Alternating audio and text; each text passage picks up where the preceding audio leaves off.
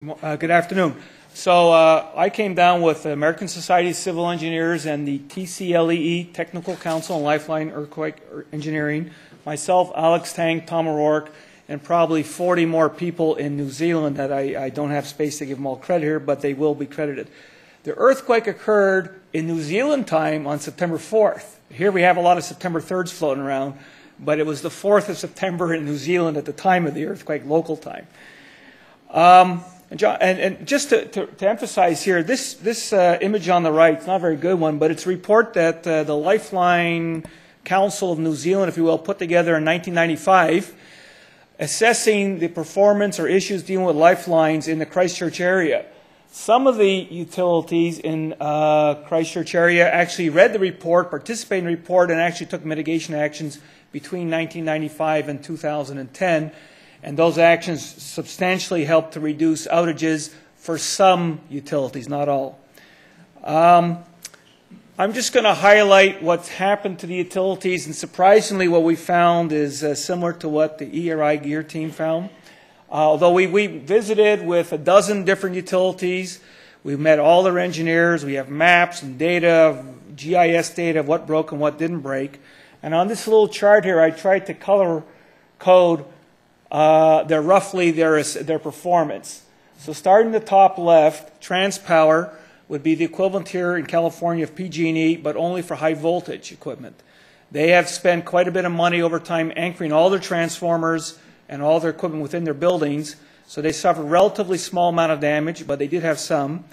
Their highest level of shaking at their main substation yards was about 0.2 G, maybe 0.25 G. And this is a primary reason why they didn't have longer outages. They did have all their transformers trip, all accidentally, but they all tripped, which is a great story because power went out in Christchurch within 45 seconds after the earthquake. Because of that, there were very few fire ignitions, just one fire following earthquake, coupled with the fact that the gas system worked well. So that's TransPower. Orion would be the low voltage side of PG&E if you were here in Northern California. They provide the power from TransPower to the end user. They had quite a number of buried cables. They basically undergrounded all their system in Christchurch. They had participated in that 1995 study and identified liquefaction was a big issue for some of their critical 66 kV buried cables, and actually did liquefaction upgrades to those cables. If they had not done those upgrades, those cables would have broke, and they would have been long-term outages. Between TransPower and Orion, they restored power to 94% of their customers by 7 o'clock the day of the earthquake. The last 6% took 6 more days, and that was dealing mostly with buried, broken cables. So I say they did pretty well. I'll go through the green ones first. Rock Gas is the name of the gas utility. They use only high-density or medium-density polyethylene pipe, and they only serve the downtown core of Christchurch. Well, it turns out there was really no liquefaction in downtown Christchurch. There was not a single pipe failure in the natural gas system, and there were no gas-fed fires. If the gas system had extended into the liquefaction zones, who knows? Next is Vodafone and Telecom. There are 2 competing phone companies down there. One's a landline company, that's Telecom Chorus, and Vodafone are cell phone operators. Both of them had done seismic design according to the U.S. and Canadian standards, meaning every piece of equipment in their system was designed for at least half a G, and most of them about 2 G. None of the equipment failed. They did have, Telecom did have about 100-odd broken cables beneath ground liquefaction areas. The primary issues for outages for the phone companies, for the cell phone towers, were power outages. Because TransPower Orion lost power almost immediately, they have several hundred cell phone sites, all with basically 2 to 3 hours of battery backup. Once the batteries ran dry, actually these guys, Orion Vodafone and Telecom knew about this. They switched from a 3G network to a 2G network almost right away to try to conserve the battery power, so to make the batteries last longer. However, the batteries, many start to crap out and fail, and they had outages at the towers. They had, between the 2 of them, some 50 or 60 emergency generators to go and deploy and plug into the cell phone sites, but they have a few hundred cell phone sites. So they were running around like crazy, deploying their 60-odd generators in the first day. Ultimately, they had some cell phone outages because they couldn't get the generators there in time. But overall, not bad. Going to the yellow side, Kiwi Rail, at the bottom left corner, that's the railroad operator. And if anybody thinks that New Zealand is a green country, Kiwi Rail runs on coal. They ship coal, that's the reason that they are there, and they move coal from the west side of the country to the port at Littleton, where it's exported to other countries like Japan and Australia. They don't burn it in New Zealand, but they sell it. And they have 100 locomotives. You saw previously rails that were twisted due to fault offset. Kiwi Rail was out of that site you saw the picture of within 4 hours after the earthquake, as soon as the light got up, and they had straightened out the rail. Now that site was due to fault offset, those twists. They were running trains over it immediately.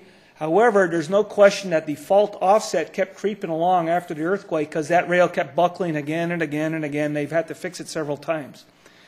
Beyond that site, there was a couple of bridges which had lateral spreads, much like highway bridges, which they had to go fix. They had a direct loss of about $6 million to make these repairs.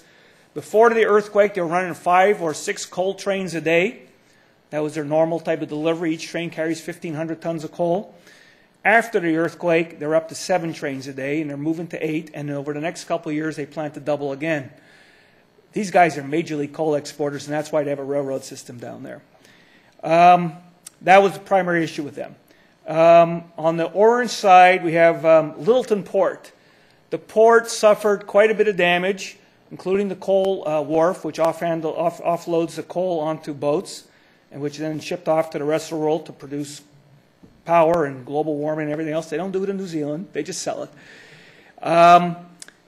The port, they have 4 wharves. All of them suffered some level of settlement and lateral spreads. They're damaged to all the wharves, as well as the container laydown area.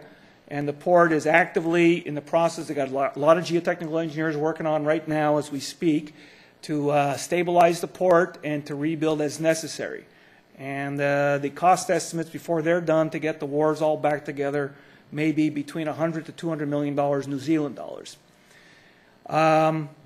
Christchurch water and Waimakariri water, the issue of lateral spreading and settlement was recognized in 1995. A beautiful map was prepared for the area. And this map here is an overlay. The areas in pink, or let's see if the mouse will work, this type of color here, reddish pink, whatever reddish, all over the city was mapped in 1995 as potentially liquefiable. We have similar maps here in the San Francisco Bay Area. The areas that actually did liquefy are shown in this crosshatch blue colors. About 15% of the area mapped in red actually did liquefy. Now, when we look at the time histories, and we have all the time histories, many of them, there was only about 8 seconds of strong shaking. There were only about 4 velocity pulses, and then it settled down. So for a magnitude 7 earthquake, or 7.1, it was much like the 1989 Loma Prieta earthquake. It was a short duration event, and in terms of triggering liquefaction, is all the models, or many of the models we've had, many prepared by Geomatrix and others, very qualified folks, basically say it's PGA determinant and duration and susceptibility. In this case here, they're quite worried that if they have a magnitude 8 earthquake on a somewhat more distant alpine fault, that a much larger percentage of those red areas will fail. But given the areas that did fail, coming back to the utilities, Christchurch water, that's drinking water, and Waimakariri drinking water, as well as Christchurch wastewater and Waimakariri wastewater, the sewer pipes, perform just as we expect, horribly. Those who say that the water system worked well is because basically the utilities were able to mobilize after the earthquake and make the repairs in between 6 to 10 days to get drinking water back to the affected houses. Because all the areas that had this liquefaction were basically residential, there wasn't a whole lot of impact to the economy. On the wastewater side, because sewers are basically gravity sewers that are 3 meters deep, they take a lot of dewatering to get down there and fix. They have not yet fixed it as of Friday, 3-4 days ago. There's still about 200 houses still using porta potties because they're no longer connected to the sewer system. The bulk of the effort here, in terms of money, they're talking about like $600–700 million to replace these pipelines. When you start talking about replacing hundreds of kilometers of pipes, most of them have already been repaired. The repairs they're doing here is basically here. Before the earthquake, zones with permanent ground deformations or liquefaction, they had no seismic design when they originally installed. The repairs they're making today have no seismic design, and it's unclear whether there'll be seismic design when they replace the pipes. So it's going to happen again. At Waimakere, well, look, same thing. All their pipes are either asbestos cement, all their 6-inch or 8-inch pipes or bigger are either asbestos cement pipes, same as we have in California, or PVC with push-on joints. And that's what they're replacing with. We've suggested to them high-density polyethylene is the way to go. Will remain to be seen what is done. Finally here, there's a lot of things that can be done for lifelines.